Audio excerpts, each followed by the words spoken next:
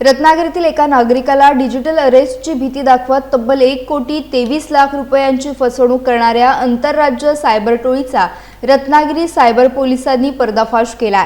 या प्रकरणी दिल्लीतील नोएडा येथून गगनदीप भारद्वाज या मुख्य आरोपीला अटक करण्यात आली असून न्यायालयाने त्याला 4 दिवसांची पोलीस कोठडी सुनावली आहे। आरोपींनी स्वतःला बेंगलोर पोलीस आणि सीबीआय अधिकारी असल्याचे भासवत फिर्यादीला मुंबईतील कॅनरा बँक खात्यातून 3 कोटी रुपयांचा फ्रॉड झाल्याची भीती दाखवली होती। त्यानंतर डिजिटल अरेस्टच्या नावाखाली धमकावत नोव्हेंबर 2025 ते जानेवारी 2026 दरम्यान टप्प्याटप्प्याने 1,23,00,000 रुपये उकळले। फसवणुकीची तक्रार मिळाल्यानंतर रत्नागिरी सायबर पोलिसांनी तांत्रिक तपासाच्या आधारे दिल्लीत कारवाई करत मुख्य आरोपीला ताब्यात घेतले। या प्रकरणात आणखी आरोपींचा सहभाग असण्याची शक्यता असून तपास सुरू आहे। दरम्यान पोलीस अधीक्षक नितीन बगाटे यांनी नागरिकांना अशा प्रकारच्या फोन कॉल्सना बळी न पडण्याचा आणि कोणतेही वैयक्तिक किंवा बँकिंग माहिती शेअर न करण्याचे आवाहन केले आहे।